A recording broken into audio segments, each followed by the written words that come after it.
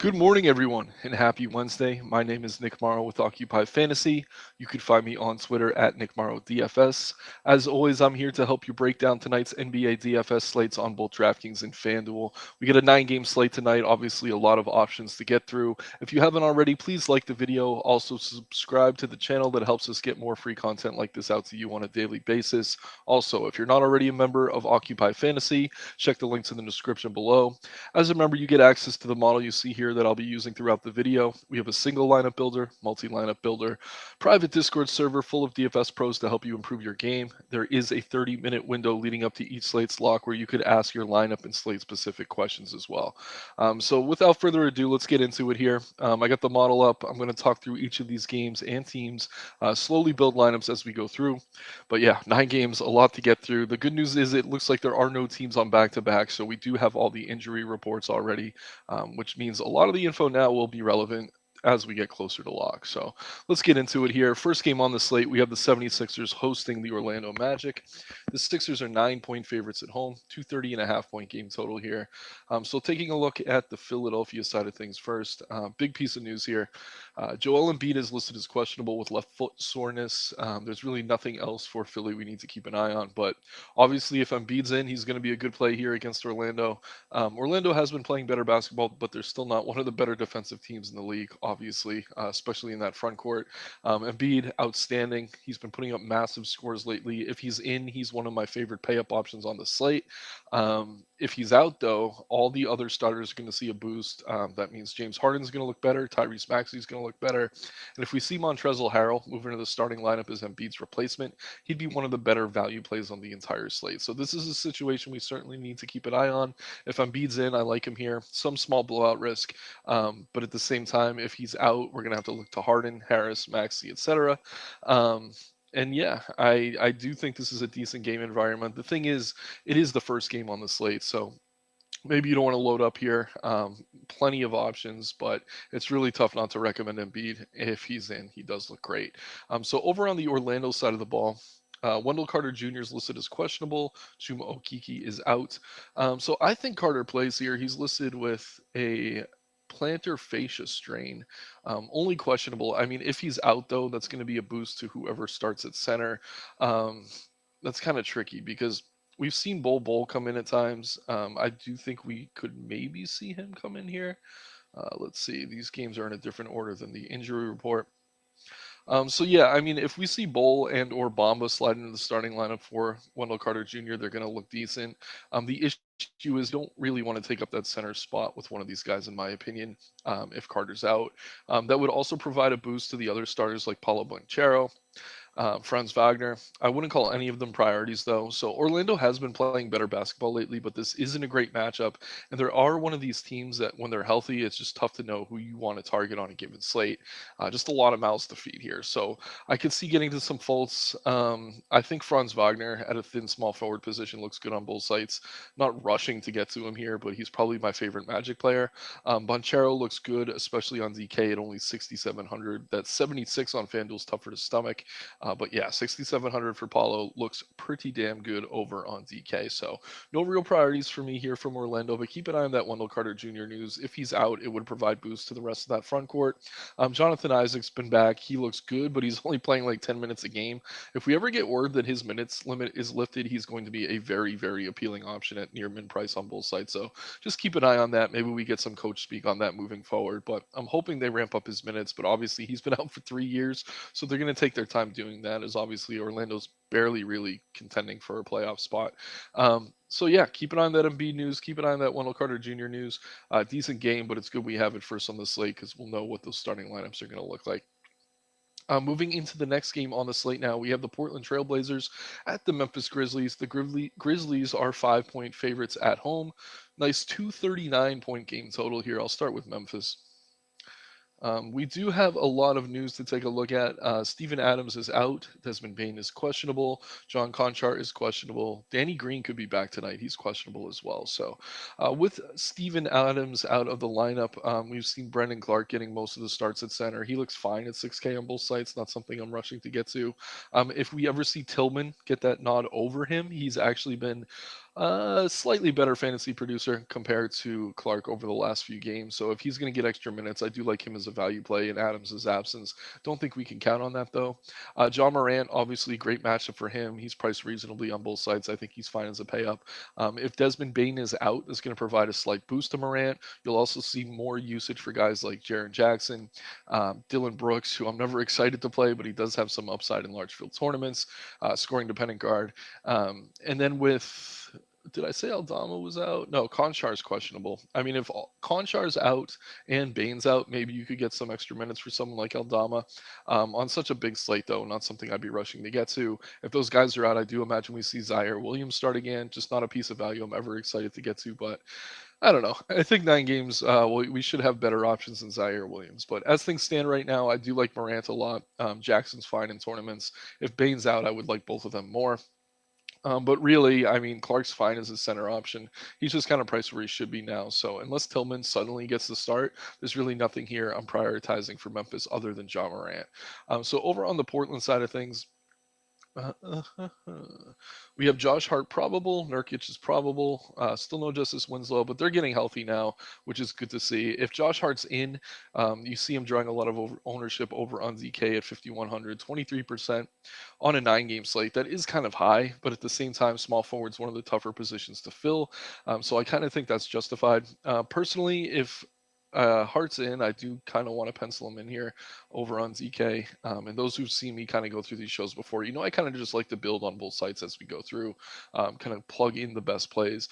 Dame looks great on both sites. He's been lights out lately. 10K on FanDuel, a little bit more appealing than that 10-6 over on ZK, but obviously a very, very high ceiling for him. Nurk coming back, he's fine as a center option. Kind of boomer bust lately, though, especially coming off an injury. Don't know that I'd be rushing to get to him here, but it is nice to see he's probable. Jeremy Grant's had some big games, but with Nurk coming back, that's going to cut into his rebounding rate and usage, so I'm not as eager to get to him. Simons is fine as kind of a last man in, but another scoring dependent guard I wouldn't call a priority. So it's really Dame here. And then Josh Hart looks good on both sides, but much, much better over on DK. So another decent game, good game environment, should be competitive. Moving into the next game on the slate now, we have the Wizards at the Pistons. The Wizards are 6.5 point favorites on the road, a healthy 237 point game total here. So let's start with Detroit. Still no Marvin Bagley, still no Cade Cunningham, no surprises there. Hamadou Diallo should be back. He's listed as probable. No Corey Joseph. And then a few G League guys are listed as questionable, so nothing we really have to take too much of a look at there. The one piece I really want to keep an eye on here is Alec Burks. If he is starting, and I think he should be with Corey Joseph out, I don't know that Diallo coming back is going to cut into him too much. Killian Hayes has been playing off the bench, so we've been seeing starter minutes for Burks. He's not always in the closing lineup, but at the same time, I think he's too cheap for his upside in a matchup like this. Again, we have a nice healthy 237 point game total here. So I'm going to go ahead and pencil in Burks on FanDuel. Probably would play him at shooting guard over point guard just because point guard's a little bit deeper. But I like him on DK as well at 5,100. But for now, we'll just put him in over on FanDuel. But Burks is probably my favorite Piston here. Bogdanovich looks good on both sides. Pretty scoring dependent. He usually starts slow, and then he kind of gets it going in the second half. At least that seems to be the trend lately. I think he's fine as kind of a last man in, but he's priced where he should be. Same with Jaden Ivey, he's fine. Jalen Duran was still no Bagley. He's seeing plenty of minutes at center. Obviously, a healthy Isaiah Stewart cuts into his upside a bit, but he's been a solid play. But again, no real priorities for me here except for Burks. We're seeing a lot of ownership go to Bogdanovich, but for me, he's kind of boomer bust. I wouldn't really call him a core player or priority. He is certainly in play, though. Over on the Wizards side, we got some news. Daniel Gafford is listed as questionable. Let's see. I think that's it. Anthony Gill's out, Jordan Goodwin's out. So the big three for Washington is now healthy. Another one of these teams, when they're healthy, it's tough to know what to target. But Bradley Beal, 7,300 is just a little bit too cheap. He finally had a good game last time out. I do like that price a lot, though, over on ZK. I'll go ahead and pencil him in. Monte Morris looks fine here. Obviously, they're lacking some depth at guard right now with Goodwin out. But yeah, if Gafford's in, I think he's fine at center. If he's out and we see maybe Taj Gibson start, I guess you could use him as value. Again, 9 game slate, you should have better value options than Taj Gibson. But yeah, Beal looks fine here. Porzingis is okay. Plenty of upside. He's just expensive. but at the same time, I wouldn't talk anyone out of playing Porzingis. Kyle Kuzma too. He's kind of priced up for Porzingis being out on DK at 8,700. I don't mind the 8,200 over on FanDuel, but it's tough for me to call him a priority with most of this lineup healthy. We did see a big game out of Denny Avila last time out. His price is up though on both sides. 6K over on FanDuel, 5,400 over on DK. If he starts and Gafford's out, maybe I would get to some Denny, but I'm not rushing to him here. But he does work as a last man in. But as far as priorities are concerned, I do like Bradley Beal over on DK a lot. Monte Morris looks fine on both sides. I do think we have better guard options though. So really, I wouldn't mind Porzingis, Kuzma in tournaments or Bradley Beal, but Bradley Beal's probably my favorite play over on DraftKings if we're talking about just the Wizards. So we can move into the 7:30 window now. And I'm excited for this one. We have the Brooklyn Nets at the Boston Celtics. The Celtics are 8.5 point favorites at home, 226.5 point game total here. I'm actually going to be at this game, taking my brother for his birthday. We're both Nets fans. I live in Boston, so we'll be behind enemy lines, but I'm definitely looking forward to this one. So we'll start with the Boston side of things. Obviously, no Danilo Gallinari. Marcus Smart's still out. Robert Williams is questionable. If Williams is out, that's going to be a boost to Al Horford. Horford's been inconsistent even with Williams out of the lineup, though, so I don't know that I'd be getting to him much. The play I think we like best here is probably Malcolm Brogdon. Still no Marcus Smart. We've seen a nice boost in his production, even coming off the bench. Brogdon's looks excellent lately. Same with Derek White. He's seeing a boost as well, but he's kind of priced up now to the same range as Brogdon. And Brogdon is the better fantasy point per minute producer. So if I am playing anything from Boston, it's probably going to be Malcolm Brogdon over on FanDuel. Obviously, Tatum and Jaylen Brown both look good here. It is a positive game environment. And they've been off for, I think, 4 or 5 days. They haven't played since that Lakers overtime game. So they should be really well rested coming into this one. But yeah, if Williams is in, I think you can play him over on FanDuel at power forward at just 5,700. That eligibility makes him easier to get to than he is on DK at a similar price, and you can see that reflected in the ownership.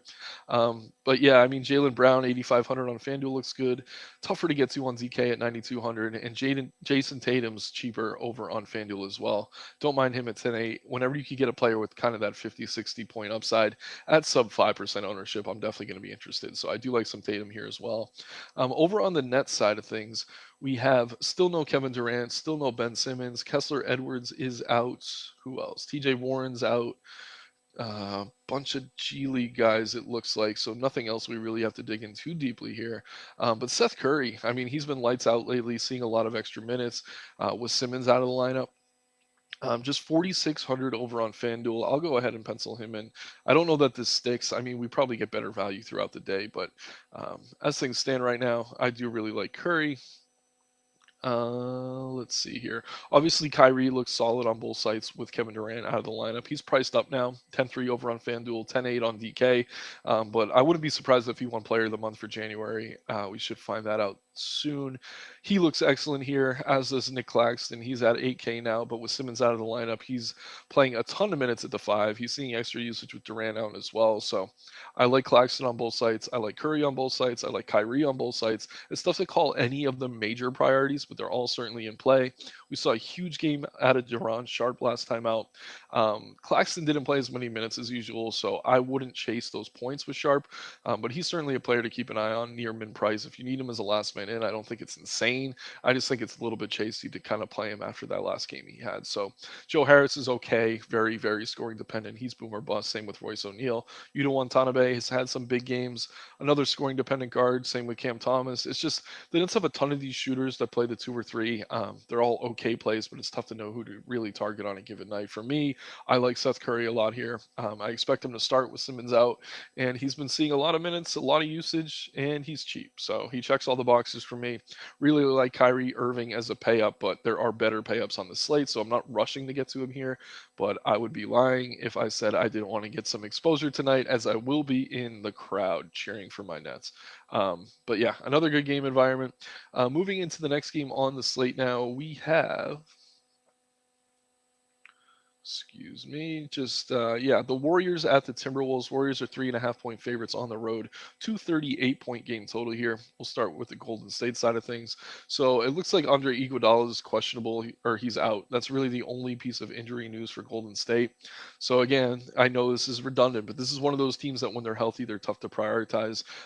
Clay, Dre, Curry, Wiggins, all fine options. Don't mind Jordan Poole. He's been shooting better lately. But yeah, they're all priced where they should be. I mean, you could have any of these guys and feel good about it in your lineup, but at the same time, if they have a slow night and someone else is going off, you're not going to be surprised. So they're all viable as tournament plays, all the starters, but none of them are priorities for me. On the other side of the ball, we're looking at Minnesota. Let's see here. Timberwolves. Rudy Gobert is questionable. Torian Prince is questionable. Obviously, still no Karl Anthony Towns. Gobert's been questionable almost every slate the past 2 weeks. I think he plays here. If he's in, he's fine. He's a little bit too cheap, especially on DK at 6,800.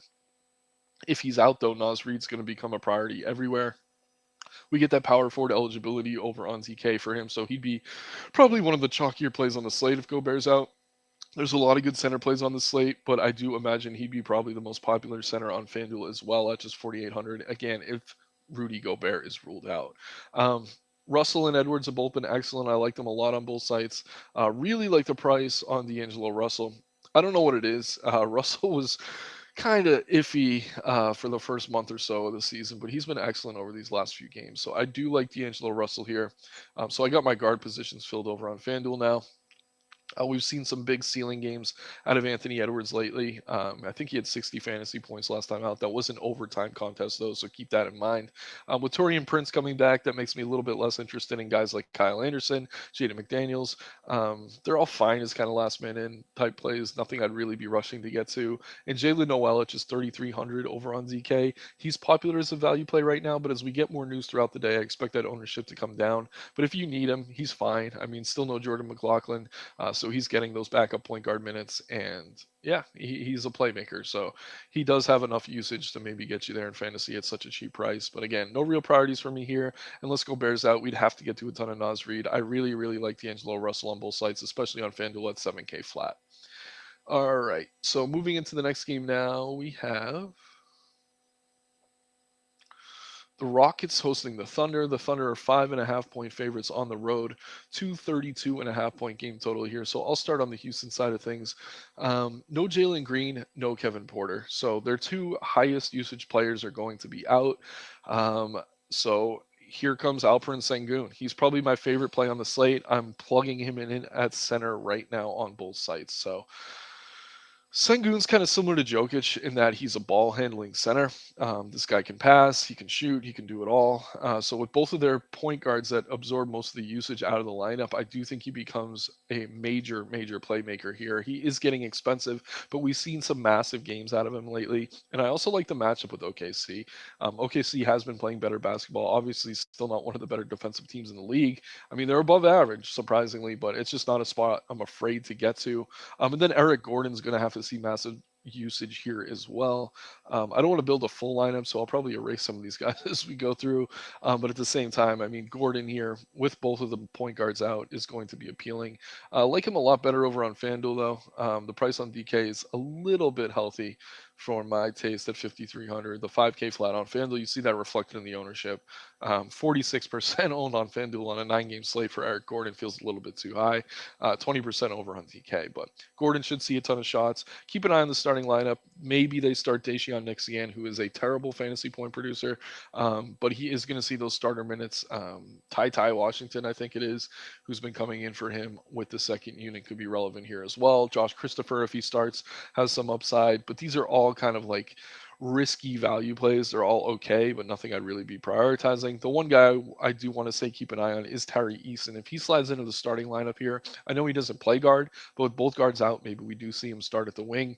He'd be a priority for me. Eason's just a beast. I wish he'd get more minutes on a night-to-night basis, but Yeah, when he's in, he's getting minutes. I love him. Don't mind KJ Martin. Again, all kind of secondary options for me, but Sengun's a priority. I think in cash games, you're probably going to have to play some Eric Gordon, but then keep an eye on the backcourt. They've been kind of mixing up their starting lineup, so I wouldn't be surprised by anything. But if you do get Terry Eason, plug him in. But yeah, Sengun's the priority here. Love him on both sides. So on the Thunder side of things, and the Thunder are probably the most frustrating team in DFS right now. No Luguentz Dort, no Poku, no Robinson Earl. So there is going to be some extra usage to go around. If Kenrich Williams starts at center again, I love him on both sides. We're going to have to keep an eye on this lineup, though. Aaron Wiggins was super chalky last time out. Was shooting bad, and then he didn't start the second half, so he was a major dud. So the thing with the Thunder is regardless of who's starting, they've been playing kind of flat minutes. Like most guys will get to 25 minutes and then they just get rested. Like they have a very deep rotation, even though most of these guys aren't very good. So the only players you can really trust are SGA and Giddy, who I like on both sides. But guys like Isaiah Joe, Jalen Williams, Aaron Wiggins, they're all okay, kind of last man in type plays. Would prefer them all if they're starting. But at the same time, it's tough to trust those minutes. The Thunder are just, I don't know, they're kind of tanking. They've been playing really good though, so I don't know. They're in this weird limbo state, but at the same time, the minutes just haven't been there consistently for the value pieces. So yeah, I mean, I like Williams a lot. Kenrich Williams, that is, if he's starting. SGA, obviously, strong play on both sides. Josh Giddey, scoring dependent, but it is a great matchup against Houston. So there's a lot to like here from OKC. Really, just talking about SGA, Giddey, and Kenrich Williams. Then all these other guys as secondary options are viable, but I won't trust any OKC value for the foreseeable future. So just keep an eye on that starting lineup. But at the same time, I wouldn't be loading up on any OKC players other than maybe SGA, Giddy, or Kenrich Williams if he starts. All right. Moving right along here, we have the San Antonio Spurs. Where is this game? Oh, there we go. The Kings are 8-point favorites on the road in San Antonio, 244-point game total. So the Kings aren't on the injury report because they have no injuries. Probably a good thing for them, obviously. Not a great thing for us in DFS. So they're all priced about where they should be. This is an excellent matchup against a very soft San Antonio defense. Fox looks good on both sides. Fine getting to him. Same with Kevin Herter. Harrison Barnes, major dud last time out, but he's fine as the last piece in. Keegan Murray's okay. Malik Monk, boomer bust, but a very high ceiling as a guard play. Then obviously we know what Sabonis is capable of as a center, but he has that power forward eligibility on FanDuel, so I like him better over there as well. So all these Kings I'm listing off, they're all really good plays, mostly because of the matchup with San Antonio. But this is a healthy team, kind of priced where they should be. So there's nothing I'm really forcing or saying you have to get to here. I like them all really good upside, but at the same time, they're healthy. So I wouldn't play too many of these guys in one lineup. They're all priced where they should be, but at the same time, it's not a team you're going to want to ignore in such a great matchup. Over on the San Antonio side, we have Chris Bassey out, Josh Richardson probable, still no Devin Vassell. So with Vassell out, Trey Jones has been seeing increased usage. His price is now down below 6K on both sides. I really like that a lot. Um, I know I already filled my guard spots over here on FanDuel, but maybe we pull Curry for someone like Trey Jones. I think he's a safer play. Obviously, a little bit more expensive, but at the same time, he's got a nice ceiling. So I do like him. What else? Keldon Johnson with no Vassell. He looks good on both sides. Kind of price where he should be, though, so I can't really call him a priority. Jakob Poeltl, another good center, but this slate is loaded with centers. The one play I like a lot, who doesn't seem to be drawing much ownership here, is Jeremy Sochan. He learned to shoot all of a sudden. So he's been putting up massive scores over these last few weeks. 5,200 over on DK feels a bit too cheap to me. I like him a lot over there. So I'll probably get to some Chan, especially if that ownership stays this low. I like him a lot on both sides as a tournament play. But yeah, the Spurs look good here. Really like Trey Jones. Really like Chan. Keldon Johnson's fine, but price where he should be. But it's really tough to call anything a priority on this team. You just know they're tanking, so it's a little bit tricky. But at the same time, that doesn't mean we can't kind of draw some upside for fantasy purposes. Um, Moving into the 9 o'clock window now, we have the Toronto Raptors at the Utah Jazz. The Jazz are 3-point favorites at home. We'll start over with Toronto. So as is often the case, I mean, when this team is fully healthy, they're tough to prioritize. But we do have OG and Anunoby out right now with a sprained wrist. I like Precious Achua on both sites. His price has come up, but he's been outstanding with OG out of the lineup. You get that power forward eligibility on FanDuel, so he's a bit more expensive over there, but he's a little bit easier for me to get to. So I like Precious. He's fine on both sides. Fred VanVleet, better on DK at 8,100. 8,800 on FanDuel feels a little bit inflated, but at the same time, obviously, is upside.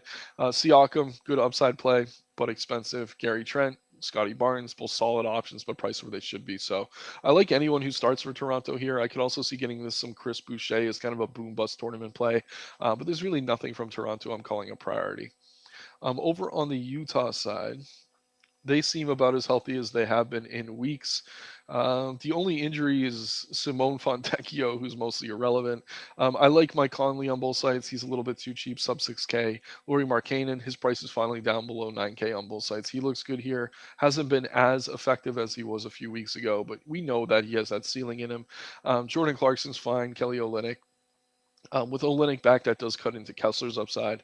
So I won't be getting to Kessler at this price point anytime soon, even if he's starting alongside Olenek. But yeah, the Jazz are kind of similar to the Raptors. They're all decent options, decent game environment. They're priced where they should be. They're a healthy team. On a 9-game slate, we're going to want to target the teams that have injuries, creating opportunities. So Utah's fine here. No real priorities. I like Laurie. I like Conley. But outside of that, I don't think there's anything we're really rushing to get to. 10 o'clock window here, and I believe this is the last game on the slate. Thanks again, everyone, for tuning in. We have the Hawks at the Suns. The Suns are 1.5 point favorites at home, 229.5 point game total here. Trae Young's probable. That's really the only piece of news we have to keep an eye on for the Hawks. Healthy team, priced where they should be. I know I'm getting redundant, but that really is the case here. This matchup with Phoenix hasn't been as tough as it was in seasons past, but at the same time, it's never one I'm really rushing to target against. Hunter looks fine, Murray looks fine, Young looks fine, Capella looks good, but really, it's tough to call any of these guys priorities. John Collins over on FanDuel is now 5,800, 5,900 on DK feels too cheap as well. So if I'm playing anything from Atlanta, I guess Collins would be my favorite play. Obviously, Trey has the upside. Capella's been pretty damn good lately. Don't mind him either. But again, healthy team, price where they should be. Some good plays, but nothing great. So nothing I'm really forcing or prioritizing. On the Phoenix side of things, though, we certainly have a bit more to discuss. Devin Booker's out. Jay Crowder is out. Cameron Payne, Landry Shamet, Josh Okogie is back and available. But with Booker out, obviously he's usually their top usage player. We're going to see a trickle down effect. Chris Paul looks excellent. 8,300 on both sides. That's a super reasonable price. I like him. Um, I'll go ahead and pencil him in on DK. I think we filled out more of the FanDuel lineup, so I think that makes some sense. I like Chris Paul on both sides. Obviously, with Booker out, he's going to be shooting a lot more than usual. Decent spot here against Atlanta as well. DeAndre Ayton is kind of that mid-range center. When he's seeing extra usage with Booker out, he does have a 50-point ceiling. So I like Ayton here. Mikal Bridges coming off a huge game. He's certainly in play. Cam Johnson's been shooting the lights out. His price has actually come down. So I like Johnson. Just know that he's scoring dependent. So he is kind of boom or bust. But yeah, the Suns look good here. Prefer them over the Atlanta side because Booker's out, but at the same time, this is a good game. Decent late night hammer if you need it. Like Chris Paul, like DeAndre and Bridges, Johnson, fine as secondary options. That's really all I'd be getting to for Phoenix. So just to quickly review, I mean, there's a ton of good guard plays. I don't know that you need to pencil in Trey Jones here as a core play, but I love Burks if he starts. Brogdon, obviously, with Marcus Smart out. Eric Gordon Sengun with those guards out for Houston. Then D'Angelo Russell, his price just hasn't come up as much as it probably should for Minnesota. Like him a lot here against Golden State as well. It's his former team. I'm not one to preach revenge. I don't think that it's real, but at the same time, it's just another reason to like him. We got Chris Paul, Bradley Beal over on DK. Josh Hart's too cheap coming off that injury. He's fully healthy. I like Sochan on both sides. He's drawing pretty much no ownership. That's more of a tournament play than a cash play, so maybe don't pencil him in as a core. But then Sengun on DK as well, probably my favorite play on the slate. Just quickly reviewing the model here. OF Index is going to show you the top upside plays. Embiid is questionable if he's in. I do think he has the highest ceiling on the slate, though. The model seems to agree. SGA, John Morant, Sabonis, Kyrie, Tatum, Curry, Lillard. No surprises really up at the top half here. We are seeing Paul a little bit higher than usual. Obviously, with Booker out, he looks great on both sites. Sorting by ownership. We're seeing Josh Hart is popular on DK. Tons of ownership going to Fox. He's a little bit cheaper than the other top flight guards, so I totally get that. Those Houston guys we discussed, Jalen Knowles seems a little bit overowned to me, but unless we get more value throughout the day, he does feel a bit too cheap, so I can see getting to him. Similar over on FanDuel. Obviously, Hart isn't going to be the top owned play as he's 1K more expensive, but we got the Houston guys, Seth Curry, who I discussed, Alec Burks. Just make sure he's starting. I would not like Burks nearly as much if he's coming off the bench, just because those minutes wouldn't be as secure. We'd probably see more minutes for Killian Hayes if he is coming off the bench. Trey Jones looks good. Brogdon, Kenrich Williams, again, another player I want to see starting before I'm really rushing to get to him, but he does look solid here as well. So once again, my name is Nick Marro. Thanks for tuning in today. Please like the video, subscribe to the channel, help us get more free content like this out to you. Let's have some fun tonight, everyone, and make some money. Good luck and take care.